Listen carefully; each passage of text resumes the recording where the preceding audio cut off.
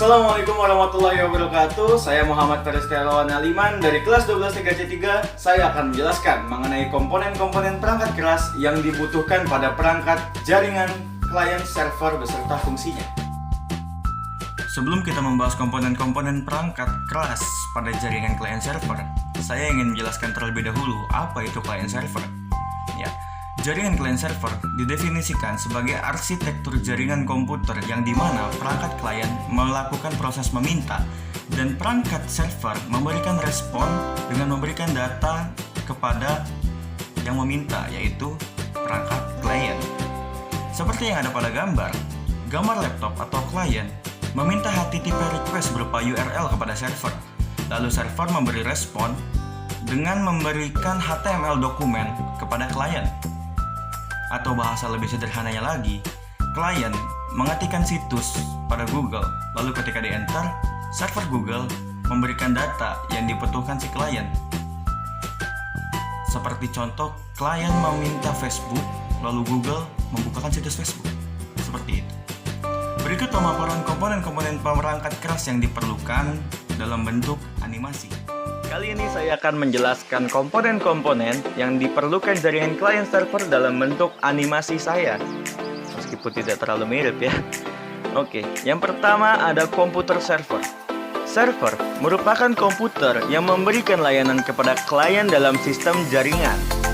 Di dalam server telah ada sistem operasi, program aplikasi, dan database yang digunakan secara bersama-sama oleh komputer klien. Komputer server berfungsi sebagai gerbang klien untuk mengakses internet, atau bisa disebut juga sebagai gateway para klien. Lalu yang kedua ada komputer klien. Klien adalah komputer yang menerima layanan server. Komputer klien dapat mengambil data dari server untuk diolah menggunakan program aplikasi yang terdapat di dalamnya. Lalu yang ketiga ada Ethernet card. Ethernet card atau kartu jaringan berfungsi untuk menghubungkan satu komputer dengan komputer yang lainnya. Ethernet card ini merupakan komponen kunci pada terminal jaringan. Lalu yang keempat ada konektor. Konektor yang dipakai untuk jaringan harus sesuai dengan kabel dan jenis kartu jaringannya. Pada beberapa konektor tertentu harus disertakan dengan pemasangan grounding untuk menghindari imbas petir dan listrik. Lalu yang kelima ada kabel. Kabel yang digunakan bervariasi sesuai dengan topologi logik jaringannya. Kabel yang sering dipakai adalah unshielded twisted pair, atau kita biasa mendengarnya dengan sebutan kabel UTP. Lalu yang keenam ada hub. Hub merupakan media penghubung beberapa segmen kartu jaringan menjadi satu segmen. Lalu yang ketujuh ada access point. Access point berfungsi sebagaimana hub. Hanya saja peripheral ini digunakan untuk jaringan nirkabel atau wireless. Lalu yang kedelapan ada router. Router berfungsi untuk memilih jaringan tujuan dan meneruskan pengiriman paket data pada jaringan khusus. Dan router hanya dapat bekerja berdasarkan sebuah protokol khusus. Lalu yang kesembilan ada switch.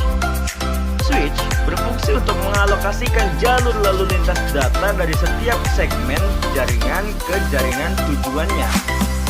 Lalu yang ke-10 bridge atau jembatan. Ya, bridge berfungsi sebagai penghubung dua jaringan yang protokol lapisan fisiknya berbeda. Cukup sekian materi yang bisa saya sampaikan. Saya ingin mengingatkan satu hal. Yang berbicara sekarang ini belum tentu lebih baik daripada yang mendengarkan. Oleh karena itu, jangan melihat siapa yang berbicara, tapi lihat apa yang dibicarakan. Wassalamualaikum warahmatullahi wabarakatuh.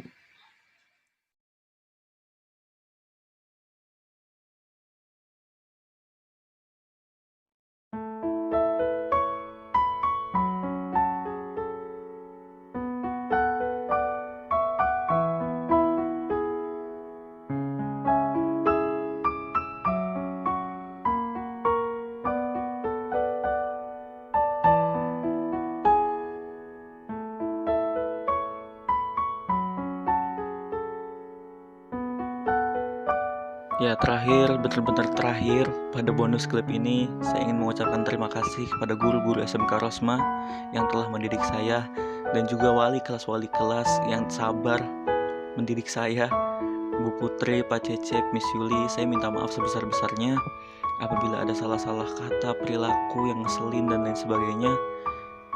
Dan juga buat teman-teman yang gak bisa saya sebutin satu persatu, terima kasih banyak. Saya banyak belajar dari kalian.